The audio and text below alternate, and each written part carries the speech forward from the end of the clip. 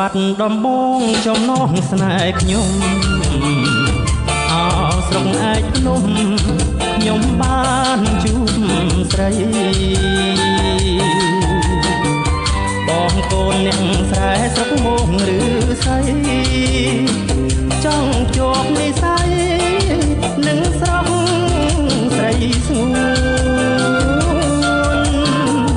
អោស្រុកសង្កែផ្ដើមស្នេហ៍ដំបងបងអ្នកស្រុកមកបេះដូងអងរួនអោស្រុកបានអន់ខ្ញុំបន់ថ្វាយខ្លួនសងជួបនឹមនួនជាគូវាសនាអោស្រុកស្វាយបោអោរាភ័យផិតស្រុកថ្មគោលពិតរឹកនឹកជីវ៉ាអោស្រុកបវលខ្ញុំសងសច្ចាកើតជាតិណាណាប្រាថ្នាតែស្រីអោស្រុកភ្នំព្រឹកនឹកសំពៅលូនកំរៀងផ្ញើជូនពីពិតមា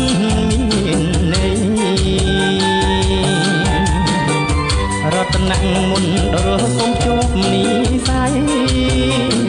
កុំក្រឡទឹកដីស្នេហ៍ស្រីលួងសូ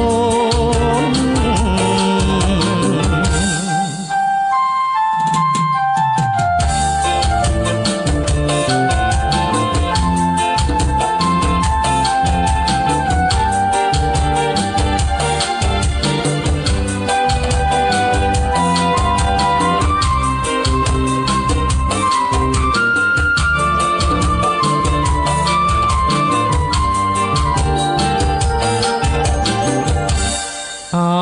ស្រុក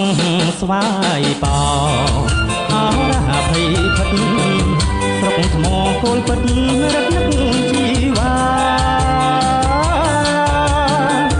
អោស្រុកបវលខ្ញុំសងសច្ចាកើតជាតិណាណាប្រាថ្នាតែស្រីអោស្រុកភ្នំព្រឹកនឹកសំពៅលូនកំរៀងផ្ញើជូនពីងពិតមានន័យ